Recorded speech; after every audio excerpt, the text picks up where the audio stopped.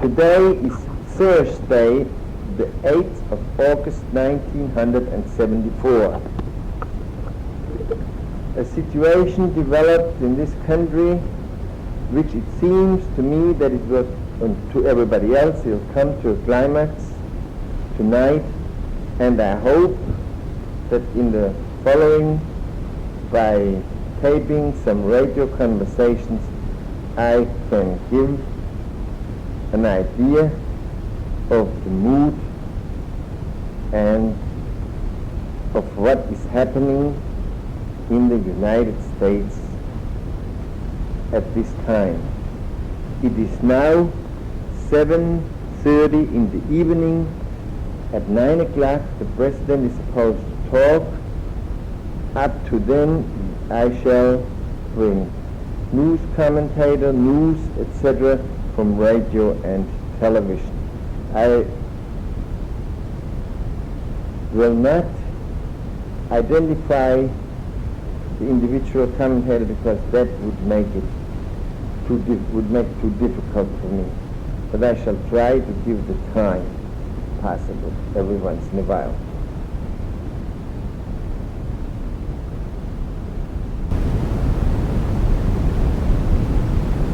The weather outlook for the tri-state area: showers moving into the area late tonight, moving away tomorrow morning. The overnight low 65 to 70, clearing tomorrow afternoon and tomorrow night. The high tomorrow 78 to 83. Saturday will be partly sunny with an expected high of 78 to 83. Temperature under partly cloudy skies in Midtown Manhattan right now 79 degrees. Humidity is 56% and our winds are from the west at 7 miles an hour. Again, the temperature of Midtown Manhattan reading 79 degrees. The developing stories, the headline makers: the President expected to announce his resignation in a 9 o'clock speech this evening. WINS, of course, will broadcast live and direct.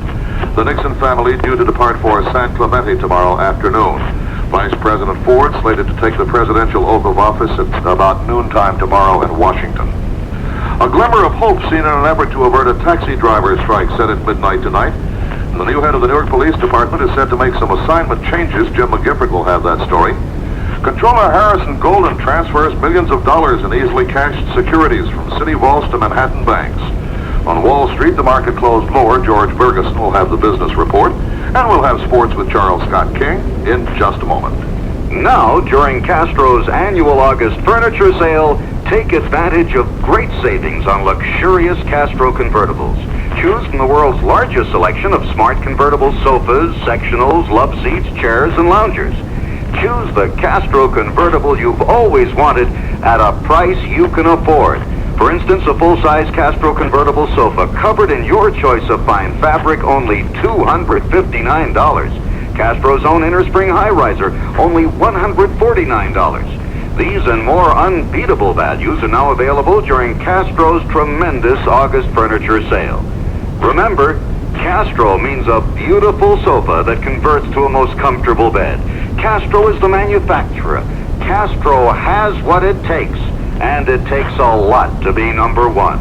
Consult your telephone book for the Castro showroom nearest you, because you can buy a Castro convertible only at a Castro showroom. Convenient terms available. And now with the sports, Charles Scott King. The first round is time now 7:49. With the new man heading the department, Newark cops can probably look forward to some major assignment changes. We have a report from newsman Jim McGifford. Hubert Williams was sworn in as Newark's new police director this afternoon and immediately announced plans for stricter traffic law enforcement, a tightening of departmental discipline, and a system of job rotation beginning with the reassignments of 13 officers. Among them, former director Edward Kerr and homicide squad commander Rocco Paradiso. Williams, a 34-year-old law school graduate, comes to the director's job after 12 years in the police department, the last year as head of the city's high-impact anti-crime program. He said the changes he's making should not be termed a shake-up or a reorganization. The transfers and reassignments he emphasized are not intended to be punitive. The men that I've reassigned are being reassigned because their competency and their abilities can be better utilized in other areas. And because of a policy that I have and a belief that it's better for the man, the department, and the city that police officers not become entrenched in one assignment as if they're married to a particular job. Police officers in this city will go where they're needed, irrespective of how long they've held a position. Williams said he's ordered strict enforcement of traffic laws, specifically the towing of cars parked by fire hydrants. And he announced creation of a new inspection section in the department's Internal Affairs Division, charged in effect with tightening discipline. We've had complaints, he said, from both the public and the city council about officers' appearance and courtesy. I intend a substantial change, he said, in both the attitude and the performance of Newark police officers. This is Jim McGifford at City Hall, Newark. WINS News Time is 7:51. The weather for New York and vicinity, cloudy and humid into midday tomorrow. Showers late tonight and tomorrow morning. The overnight low 65 to 70. Then becoming sunny, breezy, and less humid tomorrow afternoon with a high 78 to 83. Partly cloudy, cooler tomorrow night and below tomorrow night. Shares on the Amex. The market value index up 0.21 at 79.17. The big board index was down 0.53 at 42.73. And Dow Jones Industrials dropped 12.67 at 784.89. The 5 most active stocks on the Amex: Syntex at 38 1/2, down 2 3/8. Sound Design at 8 3/8, up 3/8. Telex Warrants at 1 1/2, up 1/8. Texas International at 5, up 1/8. Champion Home Builders at 3 1/4, down 1/4. 5 of the most widely held stocks on the big board: AT&T at 44 3/4, up 7/8. GM at 46, down 7/8. Exxon at 76 5/8, down 1 7/8. U.S. Steel at 46, down 7/8. IBM at 208 1/2, down 4 3/4. In a week of rumor, Marine Midland Bank now says flatly its officers have completed a review of a proposal to take over the Franklin National Bank and have concluded that it would not be in the Marine Midland's interest. More activity today, and the public's buying high-yield U.S. Treasury notes, and a warning flag flown by Carol Haldeck, a Boston University economist. He says investors should be aware that the notes run counter to the government anti-inflation effort, and that they, as taxpayers, will share in paying for the issuance later. Among the effects seen by Haldeck are a tightening of mortgage credit, a continuing rise of interest rate structures, and a scarcity of money for private business, whose notes now have the risk-free competition of the government notes. In Britain, a new soak-the-rich proposal. 2 of them, actually. The Chancellor of the Exchequer recommends a wealth tax on assets exceeding $240,000 to start 2 years from now. Dennis Healy also urges a gift tax, a tax on capital transfers exceeding $36,000, retroactive to last March, to prevent the rich from escaping other taxation. This is George Bergeson. Westchester County schools can look forward to more state financial aid in the future. Lou Fisher reports. Although expressing some regret over a cut in funding for programs for handicapped children, Assemblyman Bruce Caputo of Yonkers has looked at the figures produced by the Ways and Means Committee and pronounced that the 1974-75 school session will be clearly the year of the student in Westchester. He cites a $9 million boost in aid to public elementary and secondary schools as by far the largest single increase in state expenditures. And there is more. About $250,000 for the county's non-public schools, whereas they received essentially no state aid previously. Then there is Westchester Community College, slated for $2.5 million for operating aid and another $2.5 million for construction. And a final rewarding set of figures Caputo finds in the new program for state money for mass transit in Westchester. Albany has not come up with funds for that previously. Earmarked for subsidy of operation of the county's commuter railroads and bus lines is $17,430,000. This is Lou Fisher in Westchester County. The weather, including the boating forecast, in a moment. Very much, Charles Edwards. This is August the 8th, 1974, and these are top stories in the WINS News Center at this hour. President Richard M. Nixon addresses the nation in 1 hour. You'll hear him live on WINS in what is expected to be his resignation speech. Meanwhile, Vice President Gerald Ford moves swiftly to form a new administration and to find a successor for himself. We'll have reports from our various reporters and correspondents in Washington and elsewhere as this history-making evening unfolds. A U.S. district judge orders a speed-up in integration plans at Brooklyn's Franklin Lane High School and says that proximity to a school does not give students in the area any preemptive right. A recent jury's office announces indictment of 10 police sergeants in Jamaica, Queens for running a $250,000 protection racket.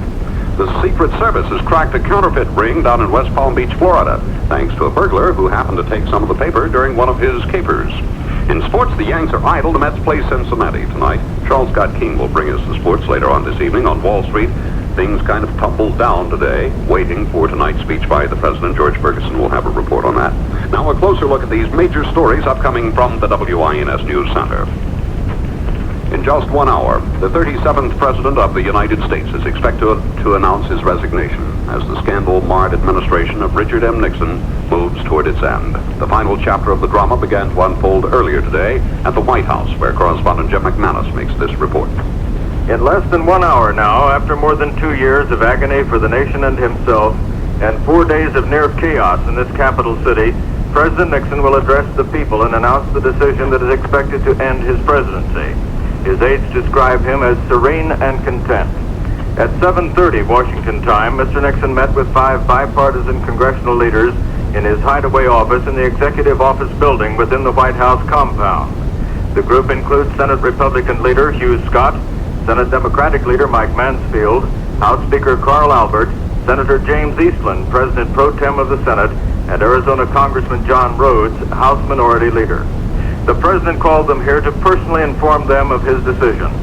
The President is expected to tell the American people that he will resign tomorrow, that Vice President Ford will become the 38th President in White House ceremonies at noon.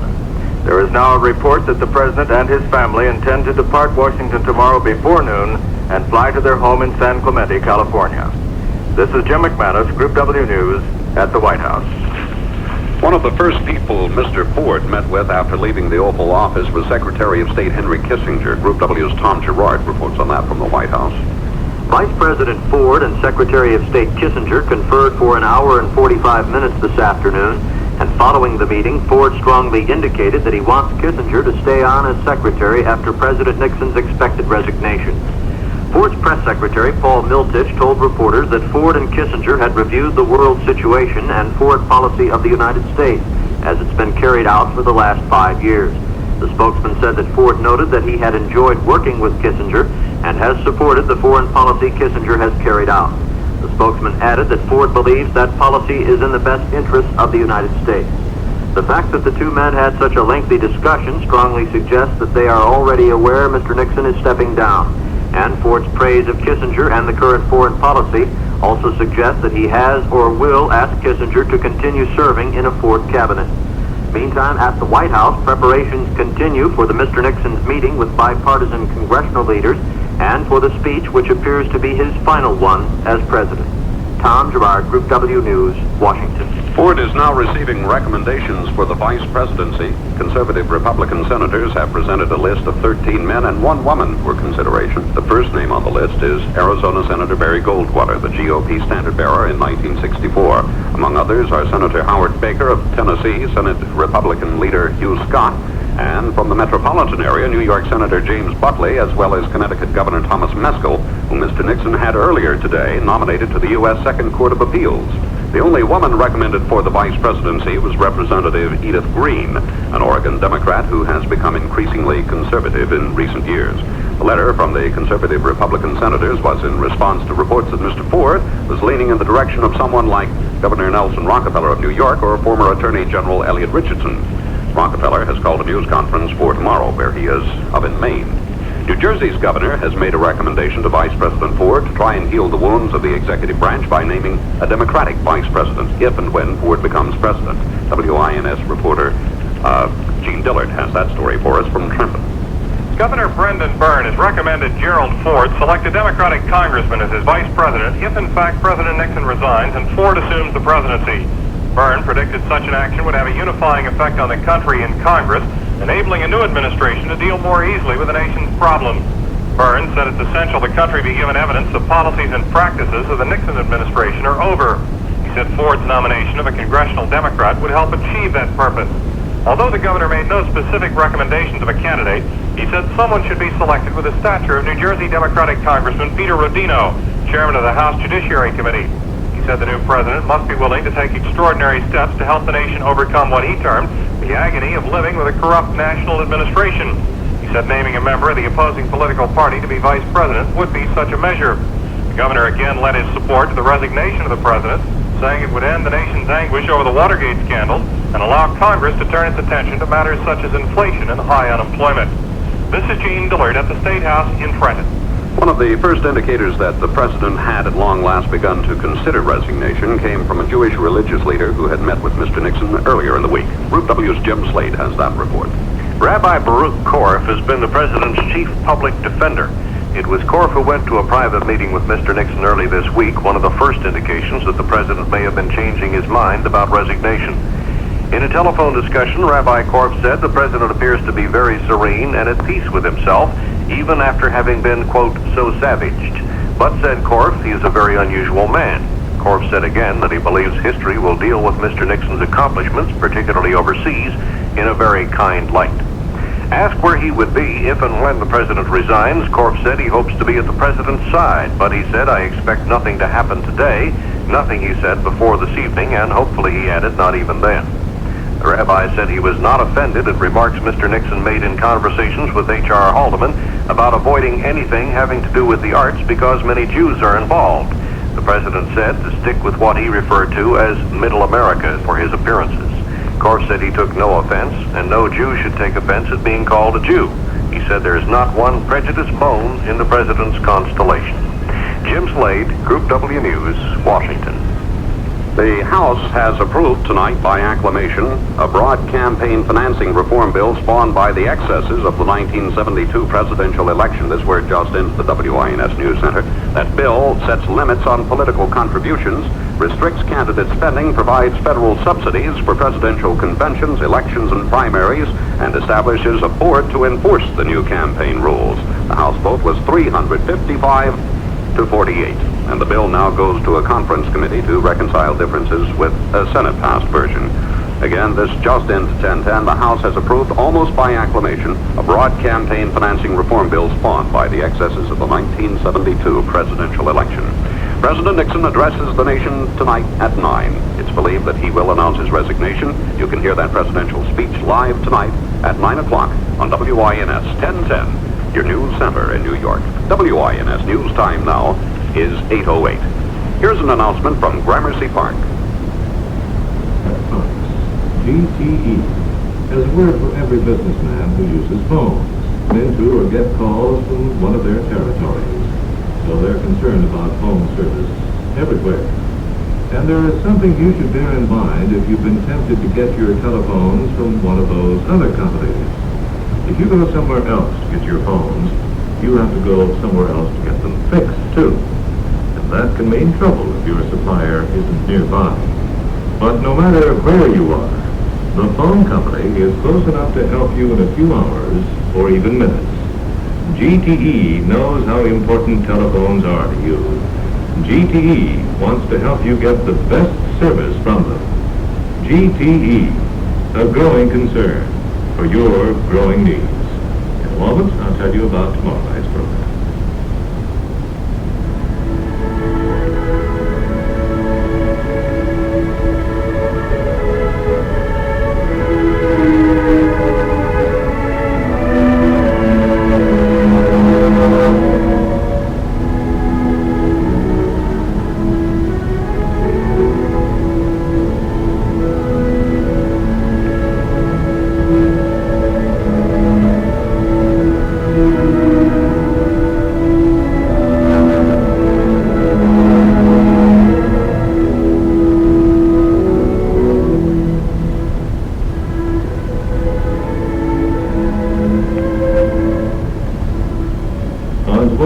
GTE Symphony Hall, we'll continue our August salute to the octogenarian conductor, Karl Böhm. He will lead the Berlin Philharmonic in a performance of Symphony No. 5 in B-flat by Schubert and the Don Juan tone poem by Richard Strauss.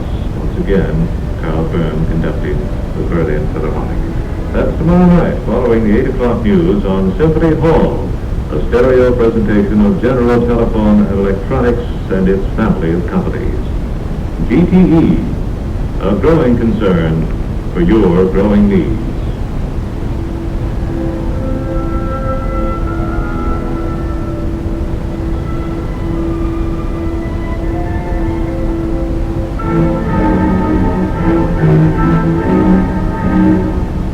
at 9 o'clock, we will bring you a special address by the President of the United States, Richard Milhous Nixon.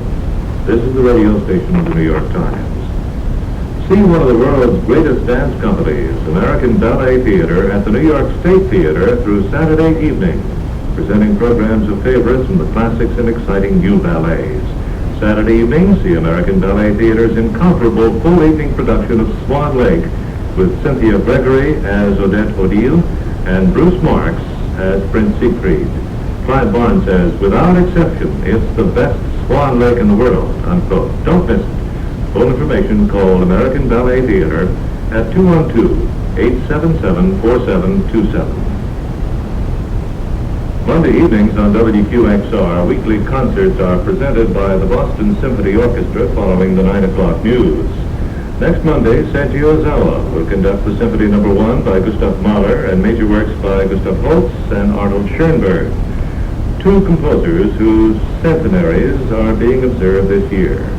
This Boston Symphony concert will be brought to you by Spritzer & Foreman, Jewelers of the Caribbean, with 30 stores on the islands of Curaçao, Aruba, St. Martin, Bonaire, and Manhattan at 5 East 57th Street.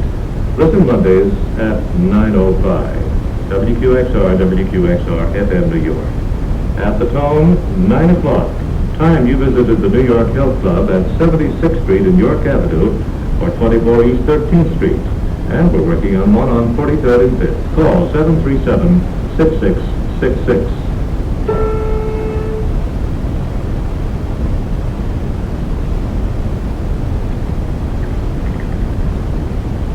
Bill Blair's front page, tomorrow's New York Times, brought to you by Mobile, will be preempted this evening, and the King Carol Showcase, usually heard at 9:06, will be delayed until 10:06 tonight, in order that we may bring you an address by Richard Milhous Nixon, direct from the Oval Office in the White House, brought to you through the facilities of radio station WOR. It's a speech that promises to be one of the most historic ever made, and it's coming up momentarily. President Nixon with the rest of the nation on radio and television. Here he is. This is the 37th time I have spoken to you from this office, where so many decisions have been made that shape the history of this nation. Each time I have done so to discuss with you some matter that I believe affected the national interest. In all the decisions I have made in my public life, I have always tried to do what was best for the nation. Throughout the long and difficult period of Watergate, I have felt it was my duty to persevere, to make every possible effort to complete the term of office to which you elected me. In the past few days, however, it has become evident to me that I no longer have a strong enough political base in the Congress to justify continuing that effort. As long as there was such a base, I felt strongly that it was necessary to see the constitutional process through to its conclusion, that to do otherwise would be unfaithful to the spirit of that deliberately difficult process, and a dangerously destabilizing precedent for the future. But with the disappearance of that base, I now believe that the constitutional purpose has been served, and there is no longer a need for the process to be prolonged. I would have preferred to carry through to the finish, whatever the personal agony it would have involved. And my family unanimously urged me to do so. But the interests of the nation must always come before any personal considerations. From the discussions I have had with congressional and other leaders, I have concluded that because of the Watergate matter, I might not have the support of the Congress that I would consider necessary to back the very difficult decisions and carry out the duties of this office in the way the interests of the nation would require. I have never been a quitter. To leave office before my term is completed is abhorrent to every instinct in my body. But as president, I must put the interests of America first. America needs a full-time president and a full-time Congress, particularly at this time with problems we face at home and abroad. To continue to fight through the months ahead for my personal vindication would almost totally absorb the time and attention of both the President and the Congress in a period when our entire focus should be on the great issues of peace abroad and prosperity without inflation at home. Therefore, I shall resign the presidency effective at noon tomorrow. Vice President Ford will be sworn in as president at that hour in this office. As I recall the high hopes for America with which we began this second term, I feel a great sadness that I will not be here in this office working on your behalf to achieve those hopes in the next 2.5 years. But in turning over direction of the government to Vice President Ford, I know, as I told the nation when I nominated him for that office 10 months ago, that the leadership of America will be in good hands. In passing this office to the Vice President, I also do so with a profound sense of the weight of responsibility that will fall on his shoulders tomorrow, and therefore of the understanding, the patience, the cooperation he will need from all Americans. As he assumes that responsibility, he will deserve the help and the support of all of us. As we look to the future, the first essential is to begin healing the wounds of this nation, to put the bitterness and divisions of the recent past behind us, and to rediscover those shared ideals that lie at the heart of our strength and unity as a great and as a free people. By taking this action, I hope that I will have hastened the start of that process of healing which is so desperately needed in America. I regret deeply any injuries that may have been done in the course of the events that led to this decision. I would say only that if some of my judgments were wrong, and some were wrong, they were made in what I believed at the time to be the best interest of the nation. To those who have stood with me during these past difficult months, to my family, my friends, to many others who joined in supporting my cause because they believed it was right, I will be eternally grateful for your support. And to those who have not felt able to give me your support, let me say, I leave with no bitterness toward those who have opposed me. Because all of us in the final analysis have been concerned with the good of the country, however our judgments might differ. So let us all now join together in affirming that common commitment and in helping our new president succeed for the benefit of all Americans. I shall leave this office with regret at not completing my term, but with gratitude for the privilege of serving as your president for the past 5.5 years. These years have been a momentous time in the history of our nation and the world. They have been a time of achievement in which we can all be proud. Achievements that represent the shared efforts of the administration, the Congress, and the people. But the challenges ahead are equally great. And they too will require the support and the efforts of the Congress and the people working in cooperation with the new administration. We have ended America's longest war, but in the work of securing a lasting peace in the world, the goals ahead are even more far-reaching and more difficult. We must complete a structure of peace so that it will be said of this generation, our generation of Americans, by the people of all nations, not only that we ended one war, but that we prevented future wars. We have unlocked the doors that for a quarter of a century stood between the United States and the People's Republic of China.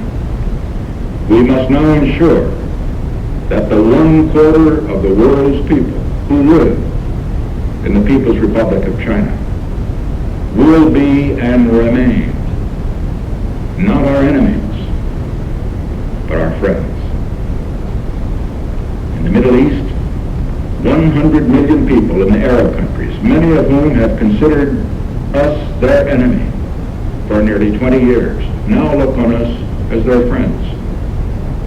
We must continue to build on that friendship so that peace can settle at last over the Middle East, and so that the cradle of civilization will not become its grave. Together with the Soviet Union, we have made the crucial breakthroughs that have begun the process of limiting nuclear arms. But we must set as our goal not just limiting, but reducing and finally destroying these terrible weapons so that they cannot destroy civilization, and so that the threat of nuclear war will no longer hang over the world and the people. We have opened a new relation with the Soviet Union. We must continue to develop and expand that new relationship so that the two strongest nations of the world will live together in cooperation rather than confrontation. Around the world, in Asia, in Africa, in Latin America, in the Middle East, there are millions of people who live in terrible poverty, even starvation. We must keep as our goal turning away from production for war and expanding production for peace, so that people everywhere on this earth can at last look forward in their children's time, if not in our own time, to having the necessities for a decent life. Here in America, we are fortunate that most of our people have not only the blessings of liberty, but also the means to live full and good, and by the world's standards, even abundant lives. We must press on, however, toward a goal not only of more and better jobs, but a full opportunity for every American. And of what we are striving so hard right now to achieve, prosperity without inflation. For more than a quarter of a century of public life, I have shared in the turbulent history of this era. I have fought for what I believed in. I have tried, to the best of my ability, to discharge those duties and meet those responsibilities that were entrusted to me. Sometimes I have succeeded, and sometimes I have failed. But always, I have taken heart from what Theodore Roosevelt once said about the man in the arena whose face is marred by dust and sweat and blood, who strives valiantly, who errs and comes short again and again, because there is not effort without error and shortcoming, but who does actually strive to do the deed, who knows the great enthusiasms, the great devotions, who spends himself in a worthy cause, who at the best knows in the end the triumphs of high achievements, and who at the worst, if he fails, at least fails while daring greatly. I pledge to you tonight that as long as I have a breath of life in my body, I shall continue in that spirit. I shall continue to work for the great causes to which I have been dedicated throughout my years as a congressman, a senator, vice president, and president. The cause of peace, not just for America, but among all nations. Prosperity, justice, and opportunity for all of our people. There is one cause, above all, to which I have been devoted, and to which I shall always be devoted for as long as I live.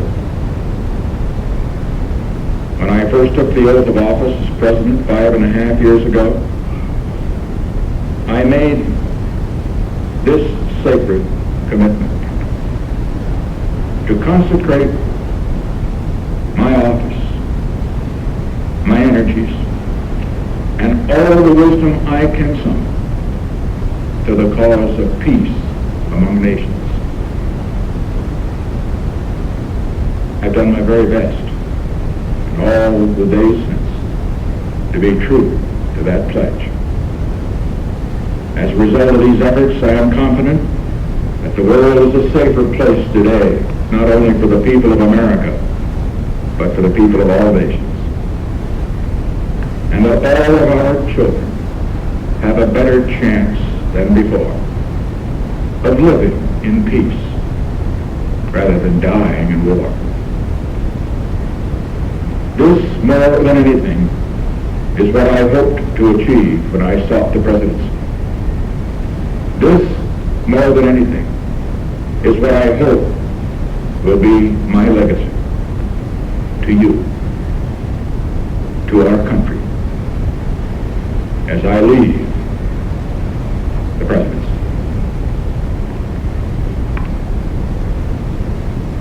To have served in this office is to have felt a very personal sense of kinship with each and every American.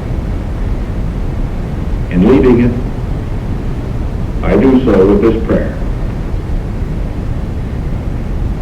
May God's grace be with you in all the days ahead.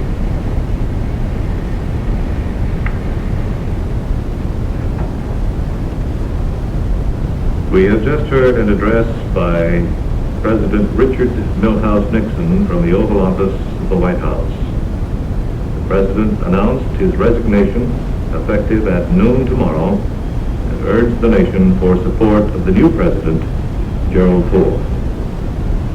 We wish to thank Station WOR for the use of their facilities to make this broadcast possible. Bill Blair's front page, tomorrow's New York Times, may be heard again tomorrow night at 9 o'clock. The King Carol Showcase, usually heard at 9:06, will be delayed until 10:06 tonight. This is the radio station of the New York Times, WQXR, WQXR FM Digital.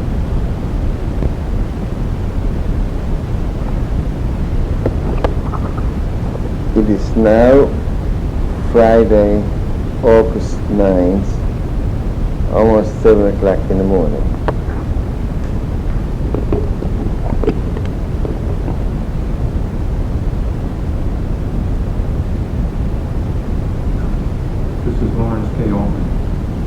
People of the Times is presented by First National City Bank, where you bank really matters. And for fine music and news, it's WQXR and WQXR FM New York. You're listening to Bright and Early. This is George Edwards. Now Lily will have the news for us on the hour. By the way, the subways are on time, the commuter trains are on time. Some heavy traffic go on us to the BQE and the LIE, the Queens Midtown, and of course Riverdale Transit New York bus still not operating. At the Tone, it'll be 7 o'clock. Time you visited the New York Health Club, 76th Street, New York Avenue, 1224.